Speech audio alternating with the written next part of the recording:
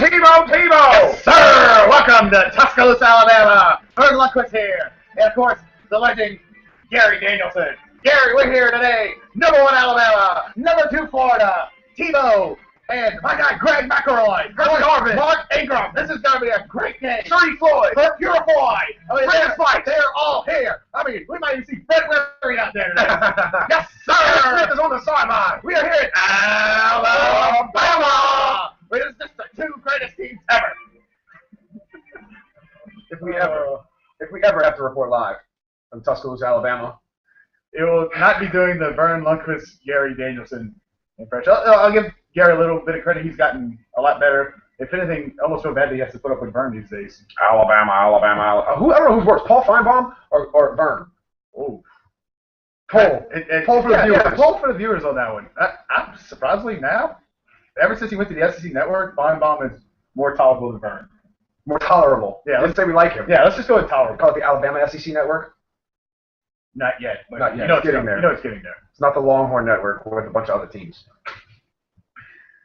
They should have made a network for a team that can actually beat BYU. But with that said, we gave the Big 12 way too much credit to start this show. Right. This is episode 54 of the Matt Ryan Show. I'm Matt, and of course he's Ryan. Yep. And for the second week in a row, we really have to start off with the negativity? Yeah. Let's just get this crap out of the way. The Saints have given up the most points in the NFL through the first 2 weeks of football. Yes, it was on the road, but the Browns, really? The Browns?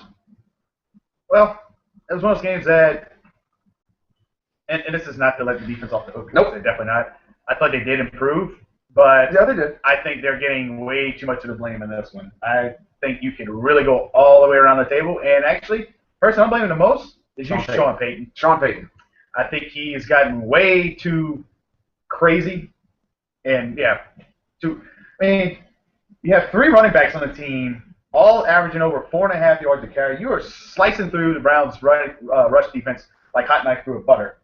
In a game that you actually had to lead, and one of the plays that drove me absolutely nuts is the 3rd and 5. Yep. And of course, Brees takes a sack, takes us out of field goal range.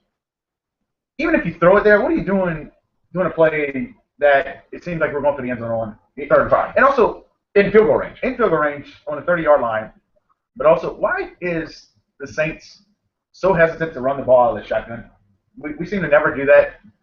We did it every now and then with Sproles. I mean, we're afraid to run the spread offense. I never really looked at that, man. I never really thought about that. But, you're right. We had such success running the ball, yet we relied to the pass game on 3rd and 5, 3rd and 4, going for 25 yards, and all you need is 3 or 4. I mean, Ingram was having a fantastic game. Mm-hmm. I mean, at one and point, here and Kyrie are running. all 3 of them were really running well. And if anything, run something out of the backfield, like a screenplay or something. Don't force it downfield. I mean, that's what cost us the game against Atlanta, was the interception in the end zone. Jimmy Graham, there's no excuse, none, for that interception. Yeah. 6'7", 200 and some odd pounds, and the ball hits you in the hands? No excuse. Yeah, that one did go right through his hands. No excuse. And that's what I initially thought at first. Everybody was getting on Breeze about it. I was like, yeah, a little high, but When you got a target like that, you put the ball where only he can get to it. right. It literally went right through his hands. Now, did he make up for it and have 110 yards and 2 touchdowns? Yeah, No, he didn't make up for crap. Okay. He didn't make up for crap. Okay. Because if I'm not mistaken, they got 6 off that turnover. Yeah, it's pick 6. $10 million. You better make that catch, Jimmy. Better make that catch. God damn it, you're getting cut in my franchise if you don't make that catch. But I guess that's why we do this show. We're not Tom Benson. Or Mickey Loomis. Or Mickey Loomis. With that said, the Saints are 0-2 to, I guess, shed any kind of light on it. The division champ last year started 0-2, and so did the San Francisco 49ers. You had 2 playoff teams start 0-2 last season. The division champion, the Carolina Panthers, and the NFC West runner-up. NFC West runner-up, was starting 0-2. So when you look at it, I mean, we still got 14 games left, and we finally open at home this weekend against the Vikings, who have more drama around them than the Ravens know what to do with Adrian Peterson being an alleged child abuser, coming into the Dome with a very young but nonetheless very talented defense. Yeah, that's definitely the strength of the Vikings. Sure. They run the ball well. Of course, Adrian Peterson's the best running back in the league, and it's Smith. He's coming for your numbers. A lot of success, a lot of talent. With Cordero Patterson on the outside. Kyle Randolph isn't a bad tight end. And then the old man Greg Jennings still sticking around. Still can hang around for sure. Where's their weak spot, Matt? I'd say quarterback. Matt Castle. 3 interceptions last week at home against the 4. I think it was 4 interceptions last week against the Patriots at home. Just decimated them. Who let's not cut the Patriots defense short because they are revamped, right, and they are playing some really good ball they're right now. Super Bowl contenders. They're always a Super Bowl contender. You got Tom Brady and Bill Belichick. The rest doesn't even matter. But, you know, the Patriots have a really good defense this year, and the Vikings are still in that, would you even call it a rebuilding phase, trying to build a franchise around Adrian Peterson? You know, Allen is no longer in Minnesota, so their defense is... I think the Vikings have been trying to rebuild ever since we officially knocked Brett Favre out. Since we put the quarterback into retirement. Yep, that happened. I mean, that's 4 years ago now. That happened. And the Love Boat incident. Oh, yes, and Mike Tyson. How do we forget about Mike Tyson? Can't forget about the Love Boat incident. I still don't know how that guy stuck around with all he did. The Love Boat incident, that's how it's drives. You know, the Saints are going to be looking to establish a run game early on at home. We're almost untouchable at home, but Minnesota's also going to be looking for a W as well, and Adrian Peterson's going to be out there with something to prove, hopefully to get his mind off of what's been swirling around him in the media the past few days. But the one downfall the Saints have this week, Matt, is Mark Ingram's out for about a month with a broken hand. Yeah, so that means you're going to have to see, well, I think it's more of not can Pierre and Kyrie Robinson step up. I think they're more than capable. I'm curious to see if this week that means, especially since Ingram is, I always like to call him Sean Payton's boy. Yep. With Ingram out, is Sean Payton going to go into complete freak-out mode and really start to just air it out? I'm talking 75, 80% of the time, regardless of the score, because he thinks we can't run the ball with Kyrie Robinson and Pierre Thomas. If anything, and you know, Sean Payton's a smart guy. He really is. We did just fine doing that against the Eagles in the playoff game. That's true. I mean, Kyrie and Pierre absolutely went off in that game when Ingram was sort of in the doghouse. Mm-hmm. He had a better game. I mean, he had the fumble against Seattle in the playoff game, but he started showing at least some signs of running right in that game as well. But you mentioned the Saints to return to the Terradome, where I believe they have not lost with Sean Payton as head coach since 2011, I want to say. We went undefeated at home last year. Actually, it might be 2010. I think I can check. Let's put it this way. I think the Saints have I want to say it's a 16 or 17 home regular season winning streak with Sean Payton. With Sean Payton at the helm. Because I'm pretty sure, I think we went undefeated at home in 11 and in 13 now, I think, right? And then I think we lost towards the end of 2010. We'll double check it to make sure. But actually, check it during the show while we're at it right now. Yep. That's the beauty of Wikipedia, of course. But I want to say it's a 17-game home winning streak. It's pretty impressive. With Sean Payton, because we went, I think, 4-4 with Kromer and coaching by committee back in 2012. But Ryan, what's your keys to the game this week? I think the big thing is we have to establish a solid run game early on. I think the wide receiver play is going to be crucial. Captain Munnerlyn is the star cornerback for the Vikings, and Captain Munnerlyn is a very, very quality quarterback. He'll be all over either Jimmy Graham or Marcus Colston. To touch on Colston really quick, it concerns me that we didn't even look his way last week. Not even look his way. And I know he's in the doghouse because of that fumble. I would believe so. I never actually looked at it like that. Now that you mention it, because he was definitely on the field. But Joe Hayden's one hell of a cornerback, and Joe Hayden was jumping back between Jimmy Graham and Marcus Colston, depending on the packages. Absolutely. Captain Munnerlyn's going to be all over Colston. I think if we get if we get Cooks involved early, Jimmy involved early in the passing game, and get Kyrie or PT some momentum, I think we have no problem with this game. The one thing we really have to be concerned with is our run defense. Bigger than anything, we have to be concerned with our run defense. AP playing inside could easily gash us for 150 and 2 or 3 touchdowns. Yeah. It wouldn't be just another day at the office for AP. It was just 150 yards. We're talking about the old Priest Holmes type of numbers. We're talking Emmitt Smith, Priest Holmes type numbers. This guy, I mean, he's a talent beyond talent. This guy's one of a kind. He's going to be a Hall of Famer one day. So we have to just make sure we can contain Adrian Peterson and keep them one-dimensional. If we can force Matt Castle into some 3rd and longs, it should be a very long day for the Minnesota Vikings. At least you hope, because we're actually almost insinuating that the strength of this game could be the Saints' secondary. Yes. At home. The Saints are at home. Which, by the way, we did double check. It is 16 in a row under Sean Payton. 16. It went undefeated. 2 straight seasons. Undefeated in 11 and undefeated in 13. So the last game we lost at home was Tampa. Tampa in 2010. We were there, weren't we? We were there. I'm pretty sure we were. I think we were. But yeah, this week, and of course, if you saw the preview of the show, I've thrown out one of my annual guarantees. I guarantee the New Orleans Saints will win this week. If the Saints don't win this week, I will self-impose a 1-week ban on myself from this show. So you mean I got to do this myself? I can direct you, but I cannot be on camera next week. Okay. That's kind of well, we have to talk about or Ryan could have a guest host. What the hell will bring our show? Blanche, calling you. Well, they can keep drinking because the Saints aren't losing. It ain't gonna happen. I'll co-sign on that. It's a guarantee. Hey, maybe we should both co-sign it. We both won't get it. We both guarantee that on Sunday at high noon the Saints will kick off, and at 3 o'clock the Saints will finally get their first. We can do that. We won't have a show next week. There you go. Yeah, there you go. There you go. If the Saints do not win Sunday, we will not have a show next week. And here's why: because the FCC will probably have something to say about all of the foul language that will be coming out of the show on Tuesday. We would probably be banned from the internet. We might need some counseling from Allie. The therapist here is going to need his own therapist. But with that said, I think the Saints come home this week, get a solid win. I think the defense actually plays pretty well this week. I'm gonna go a little ballsy this week. I'm going Saints 31-17 this week at home. That's ballsy. Considering we're 0-2, I'm gonna go a little ballsy. Our offense has looked great when needed. I think it's ballsy because I said the defense is only gonna give up 17. Well, then again, they only gave up 19 last week if you take away the pick 6. Technically, yeah, you're right. The defense only gave up 19. And I think they gave up under 300 yards. Yeah. Yeah, they only had 100.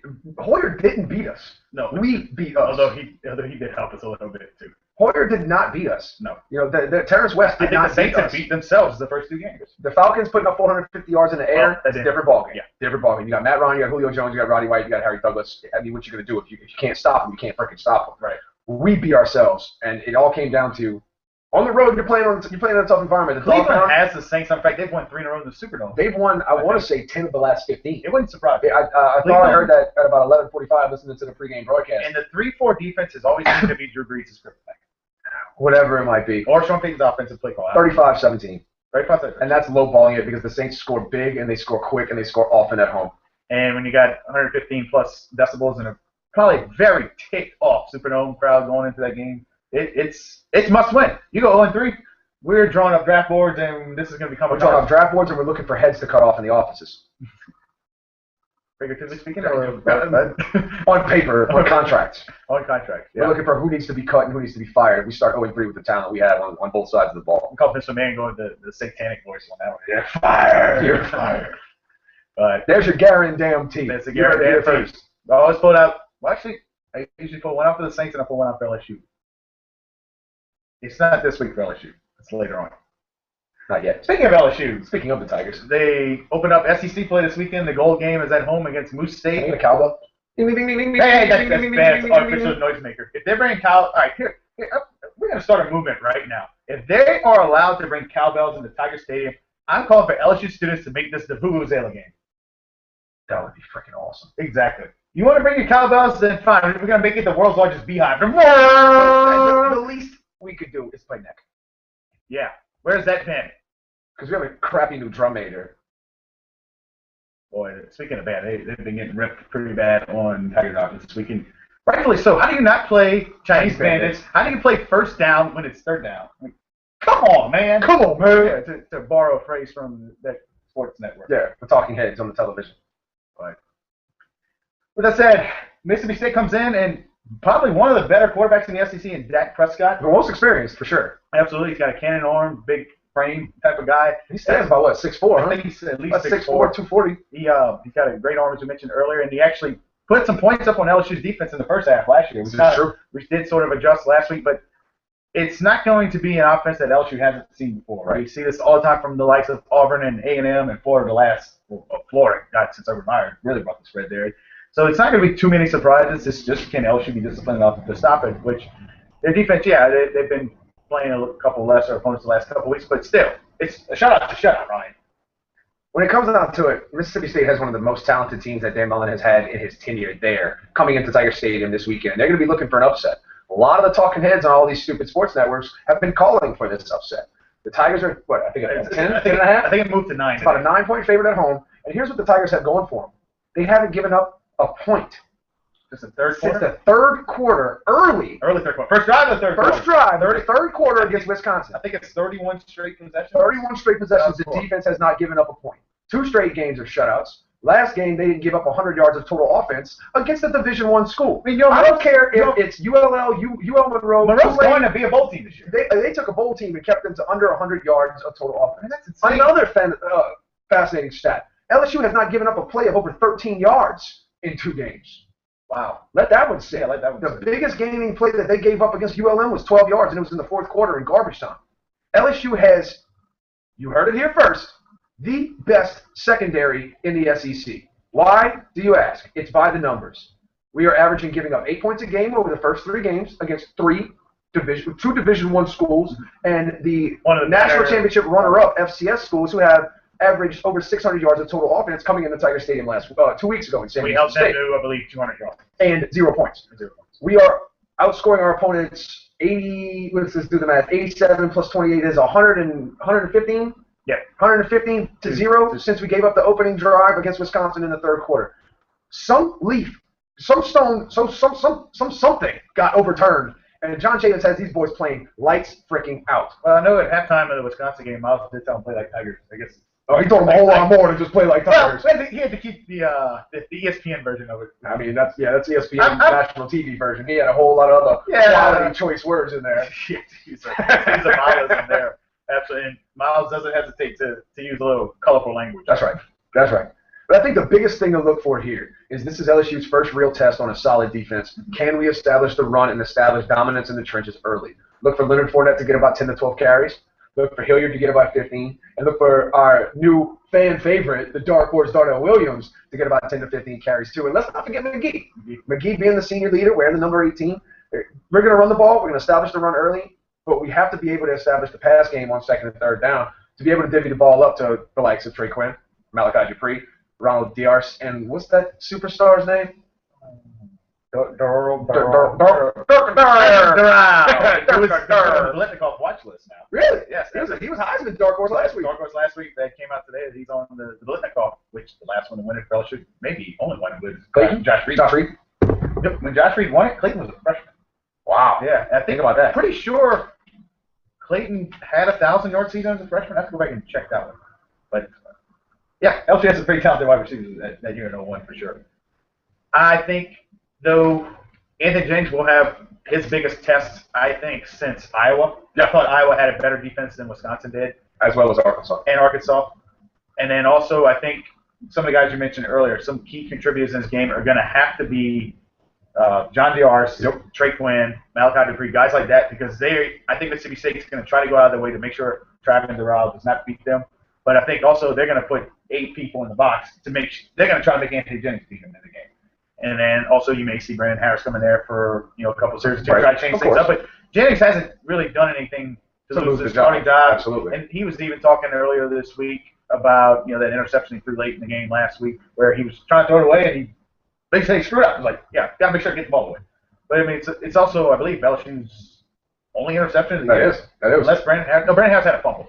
But through 3 games, LSU only has 1 interception in a play when the game wasn't never really in doubt either. And one thing that kind of got on my nerves is people freaking out. Like, oh, my God, we only beat you on my road 31-0. Well, one of them was a push on the spread. And 2, the game was never in doubt. I mean, yeah, we're up 10-0 at halftime.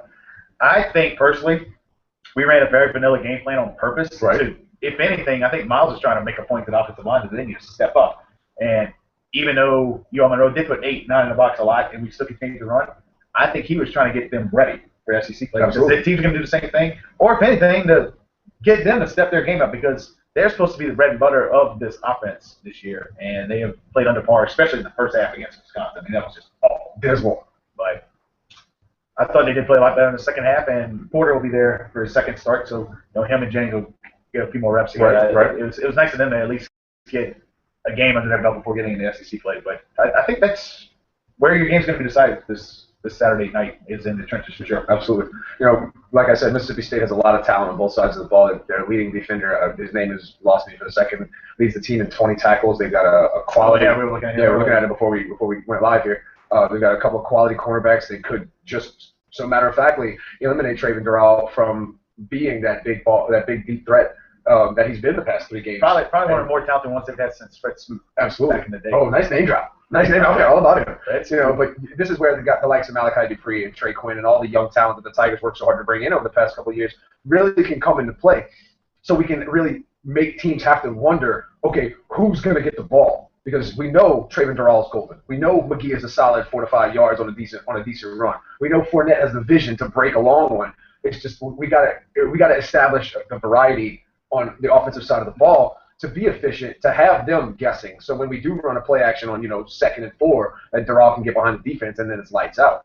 On the flip side, like I said, LSU secondary is probably the best secondary in the SEC right now, and Dak Prescott isn't the most prolific passer. But because he's mobile, these guys are going to have to really stay disciplined and stay on their coverages to make sure that they don't lose a guy as their quarterback rolls out of as Mississippi State's quarterback rolls out of the pocket and force him into making bad decisions. If we can force a turnover, possibly two, and then control the ball on the offensive side of the ball, this really should not be a game that LSU has to question. But like I said, Mississippi State has probably the best talent on this team that Dan Mullen's had in his tenure at Mississippi State.